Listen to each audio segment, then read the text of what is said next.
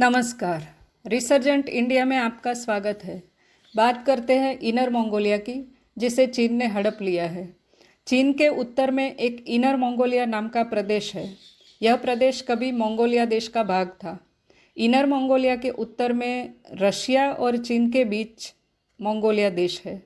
Mongolia देश में करीब 31 लाख लोग रहते हैं और इनर मंगोलिया, जिस पर चीन ने कब्जा किया हुआ है, इसमें करीब 60 लाख लोग रहते हैं।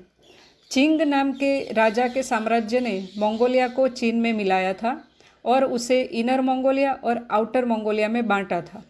1924 में आउटर मंगोलिया आज़ाद हो गया, पर इनर मंगोलिया पर चीन का कब्जा चालू रहा। 1911 से ही चीन ने इनर मंगोलिया में हान जाति को बसाना शुरू कर दिया ताकि मंगोलियन जाति अल्पसंख्यक हो जाए। 1949 तक मंगोलियन वहाँ अल्पसंख्यक हो चुके थे। 70 के दशक में मंगोलियन संस्कृति ख़त्म करने के लिए कल्चरल रिवॉल्यूशन चलाया गया, जिसमें तकरीबन 4.5 करोड़ लोग मारे गए, जिसमें 2 लाख तो छात्र थे। अब जो बचे हुए मंगोलियन हैं, उन्हें उनकी संस्कृति से अलग करने की साजिश हो रही है, वो भी भाषा के जरिए।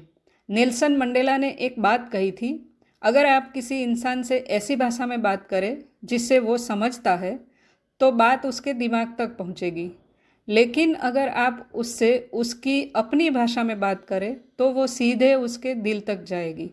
बहुत महत्वपूर्ण बात है यह। संस्कृति में भाषा का महत्व बहुत है। इसलिए ही हमारे प्रिय प्रधानमंत्री श्री मोदी जी ने नई शिक्षा नीति में भाषाओं को महत्व दिया है। जम्मू कश्मीर में भी जिन मूल भाषाओं को आज तक स्थान नहीं मिला था आधिकारिक भाषाओं के तौर पर, उन्हें मोदी जी ने आधिकारिक भाषाएं बनाकर संस्कृति बचाने की कोशिश की है। परंतु चीन एक अत्याचारी देश है, वो अत्याचार करना ही जानता है। इनर मंगोलिया में और आउटर मंगोलिया में समान संस्कृति, समान भाषा है, क्योंकि एक ही देश थे। अब चीन ने क्या काम शुरू किया है वो सुनिए। इनर मंगोलिया में जो प्राथमिक विद्यालय है, वहाँ बच्चों की मंगोलियन भाषा में जो पढ़ाई होती थी उसे बंद कर दिया और चीनी भाषा में शिक्षा देना अनिवार्य कर दिया है। अभी अभी आदेश जारी करके कक्षा 1 से ही चीनी भाषा पढ़ाना शुरू कर दिया है। मंगोलियन भाषा को मिटाना इस तरह शुरू किया। चीनी सरकार अब बुक स्टॉल से मंगोलियन किताबें भी हटा रही है। सोशल मीडिया से मंगोलियन अकाउंट भी बंद करवा रही है। चीन में मंगोलियन भाषा की एकमात्र सोशल मीडिया साइट बाइनू थी, बाइनू को भी बंद कर दिया गया है। चीन में उस इलाके में हजारों लोग विरोध में सड़कों पर उतर आए थे। चीनी सरकार मंगोलियन से उनकी भाषा छीन रही है, जो उनको उनके पुरखों से मिली है। लोगों का कहना है कि उनके पास अब सांस्कृतिक विरासत के तौर पर सिर्फ भाषा ही बची थी, उसे भी अगर चीन ख़त्म कर देगा तो मंगोलियन पहचान ही ख़त्म हो जाएगी।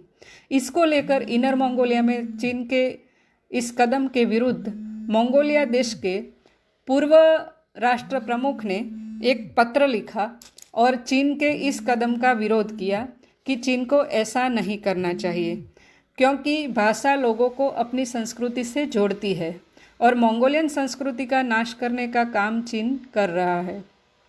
वहाँ के मंगोलियन लोग जो है, उनकी नई पीढ़ी को चीन मंगोलियाई संस्कृति से काटना चाहता है। इतना कहने पर तो चीन ने कड़ी प्रतिक्रिया दे दी। पहले तो चीन ने उस विरोध पत्र को स्वीकार ही नहीं किया और वापस लौटा दिया, और चीन के मंगोलिया स्थित प्रतिनिधि ने उन्हें ये कह दिया कि मंगोलिया के पूर्व राष्ट्र प्रमुख को चीन के अंदरूनी मामलों में दखल नहीं देना चाहिए। इनर मंगोलिया में जो भी हो रहा है वो चीन का आंतरिक विषय है, उसके ऊपर बोलने का अधिकार मंगोलिया के लोगों को नहीं है। ऐसा कड़ा संदेश चीनी प्रतिनिधि ने मंगोलिया के पूर्व राष्ट्र प्रमुख को दिया। इतना ही नहीं, आगे उन्होंने ये भी कहा कि इनर मंगोलिया में जो लोग रहते हैं उनका ये कर्तव्य है कि वो चीनी भाषा पढ़े, चीनी भाषा ही बोले, क्योंकि चीनी भाषा चीन राष्ट्र की सामान्य भाषा है और सब चीनियों को उस भाषा में ही पढ़ना होगा। चीन अत्याचारों से मुंह बंद करना जानता है और चाहता है। उसने इतिहास में भी ऐसा ही किया हुआ है। तिब्बत में बुद्धिस्ट मॉन्क की सामूहिक हत्याएं की गई थी। शिजियांग में कॉन्सेंट्रेशन कैंप और मंगोलिया में कल्चरल रिवॉल्यूशन से लोगों को ख़त्म कर दिया गया। अमेरिकी एक्सपर्ट एंगेबटू टोगोचोक के मुताबिक पिछले 70 सालों में मंगोलिया के लोगों को नरसंहार, राजनीतिक दमन, आर्थिक शोषण और सांस्कृतिक हमले झेलने पड़े हैं। मंगोलिया की संस्कृति से जुड़ी केवल एक बची हुई भाषा को भी चीन खत्म करना चाहता है। कहाँ सर्वसमावेशक भारत और हमारे आदरणीय प्रधानमंत्री जी, और कहाँ तानाशाही चीन और उसका तानाशाह मुखिया। चीन को सब जगह अपना आधिपत्य स्थापित करना है और भारत वसुधैव कुटुंबकम में मानता है। चीन का यही व्यवहार उसके आजू बाजू के तमाम देशों के साथ है। सबकी ज़मीन उसे हड़पनी है, इसलिए ही वो देश भी नाराज़ है और चीन के अंदर का लघुमती समाज भी नाराज़ है, दुखी है। और एक दिन ऐसा ज़रूर आएगा कि ये दबे हुए कुचले हुए लोग चीन की हैकड़ी निकालेंगे, चीन को सबक सिखाएंगे। जय हिंद, नमस्ते।